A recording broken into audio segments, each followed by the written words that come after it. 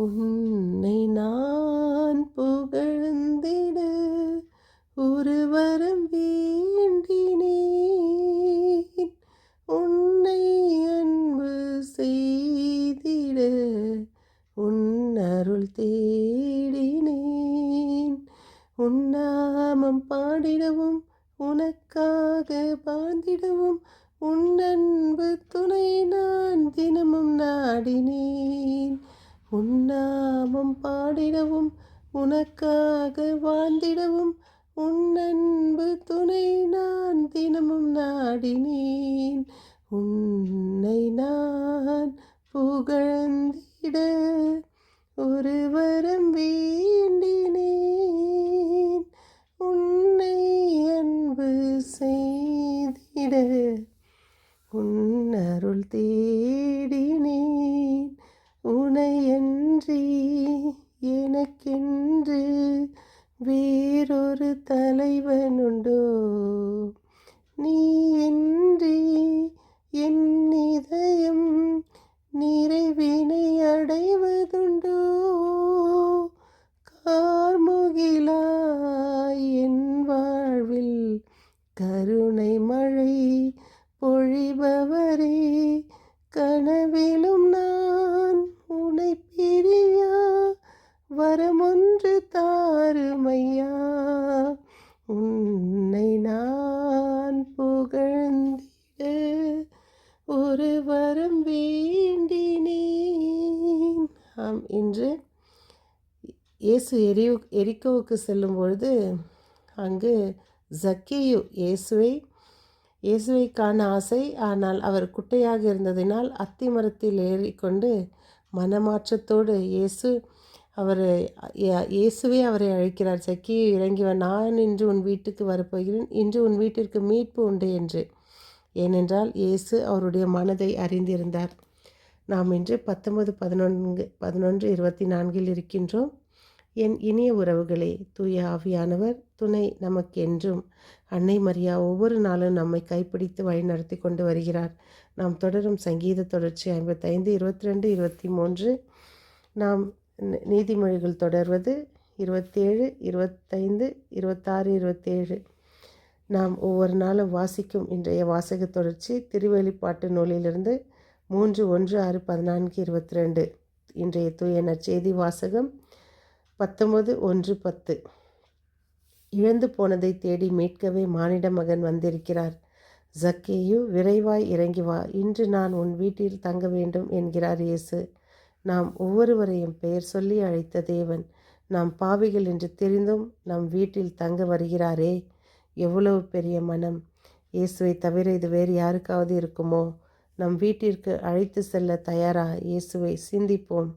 நம்மையே நாம் இயேசுவுக்கு அர்ப்பணிப்போம். நம்மையே தயார் செய்வோம். பிறகு ஜக்கேயு சொன்ன வார்த்தைகளை பின்பற்றுவோம். ஜக்கேயு என்ன சொல்கிறார்? ஆண்டவரே, என்னிடம் இருப்பவற்றை நான் மற்றவர்களுக்கு கொடுக்கிறேன். செல்வ குவிப்பு தவறானது, கிறிஸ்துவத்திற்கு முரணானது. குவித்திருக்கும் செல்வம் ஏழைகளுக்கு பகிர்ந்தளிக்கப்பட வேண்டும் என்னும் இயேசுவின் போதனையால் ஈர்க்கப்பட்டு வாழ்வில் மிகப்பெரிய மாற்றத்தை ஏற்றதையும் கண்டார் ஜக்கேயு என்னும் செல்வர். இயேசுவை அவர் தேட இயேசு அவரை தேடி அழைக்கிறார். நம் மனதில் நமக்காக ஒரு ஸ்டெப் இயேசுக்காக எடுத்து வைக்கும்போது இயேசு நமக்காக 10 ஸ்டெப் முன் வருகிறார். பார்த்தீங்களா? இயேசு ஒவ்வொரு நாளும் நம்மை அழைக்கிறார். நாம தான் அவருடைய குரலை கேட்பதில்லை, அவரை நாம் காண்பதில்லை. அவருடைய வீட்டிற்கே செல்கிறார் இயேசு. உண்மையும் அன்பும் நீதியுமே உண்மை செல்வம் என்றும் செல்வ குவிப்பு வாழ்வு தந்து விடாது என்று கண்டுபிடித்து கொண்ட ஜக்கேயு ஆண்டவர் ஆசீர்வதிக்கிறார். ஆசீர் பெற்ற ஜக்கேயு தனது உடைமைகளில் பாதியை ஏழைகளுக்கு வழங்கியும் ஏமாற்றி சம்பாத்தியதை 4 மடங்காக திருப்பி கொடுத்தும் உளம் மகிழ்கிறார். 10 கட்டளைகளில் ஒன்று, பிறர் உடைமையை விரும்பாதே. அப்படி நம்ம யாரையாவது மயக்கியோ நம்ம அதை ஏமாற்றியோ வைத்திருந்தால் அவர்களுக்கு திருப்பி கொடுப்போம். நீதிமொழிகள் சொல்வது போல, நீதிமொழிகள் 27, 24 சொல்வது பாருங்கள். ஏனெனில் செல்வம் எப்பொழுதும் நிலைத்திராது, சொத்து தலைமுறையாக நீடித்திருப்பதில்லை. நம் கடவுள் ஒருவரே நம்மோடு என்றுமே நீடித்திருப்பார். சக்கேவை செல்வ குவிப்பு வாழ்வு தந்து விடாது என்றும் கண்டுபிடித்து கொண்ட சக்கேவை ஆண்டவர் ஆசீர்வதிக்கிறார். நமக்கு ஆசீர்வாதம் வேண்டுமா இல்லை சாபம் வேண்டுமா? ஆசீர்வாதம் வேண்டும்னா சக்கேவை போல் மனம் மாறுவோம். ஆசீர் பெற்ற சக்கேயு தனது உடைமைகளில் பாதியை ஏழைகளுக்கு கொடுக்கிறாராம். அதில் ஏமாற்றி சம்பாதித்தையும் 4 மடங்காக திருப்பி கொடுக்கிறார். கொடுத்ததும் உளம் மகிழ்கிறார். ஆபிரகாமின் மகனாக ஒளி வீசுகிறார். எவ்வளோ பெரிய ஆசீர்வாதம்! என் இனிய உறவுகளே, இயேசுவில் நாம் என்றும் நிலைத்திருக்க வேண்டுமென்றால் இதோ ஜக்கேவை போல ஒரு நல்ல மனமாற்றம் நமக்கு வேண்டும். ஜக்கேயு இயேசுவை காண வேண்டும் என்ற நோக்கம் அவருக்கு இருந்தது. ஆனால் கூட்டத்தில் மத்தியில் அவர் எங்கோ மறைந்து விடுவதை அவரே உணர்ந்து அத்திமரத்தில் ஏறிக்கொள்கிறார். நமக்கு நிறைய சொத்துகள், நமக்கு தேவையான பணம், வசதி, நகை எல்லாம் இருந்தும் நாம் ஆண்டவரை எப்போது தேடுவோம்? சர்ச்சுக்கு வந்தாலும் கோவிலில் கடைசி இடத்தில் பின்னால் ஏதோ ஒரு கடமைக்கு வந்து போவது போல இல்லை. ஆண்டவர் நம்மை தேடி வரும்போது நாம் அவருக்கு ஆயத்தமாக இருப்போம். ஜக்கேவை போல் எல்லா நேரங்களிலும் தயாராக இருப்போம். இதோ நாம் பிறரை நேசிப்போம்.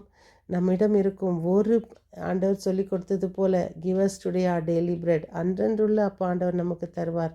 நாம் ஃப்ரிட்ஜில் ஸ்டோர் பண்ணி முந்தானத்துது எல்லாவற்றையும் தின்று நாம் உடல்களை அழித்து கொள்கிறோம். வேண்டாம். தினம் நாம் ஆண்டவரை gives today our daily bread, கடவுள் நமக்குன்னு குறித்த அந்த உணவை தருவார். இதோ நாம் ஜக்கேவை போல் மனமாற மீண்டும் சந்திக்க வரை உங்கள் அன்பு தோழி.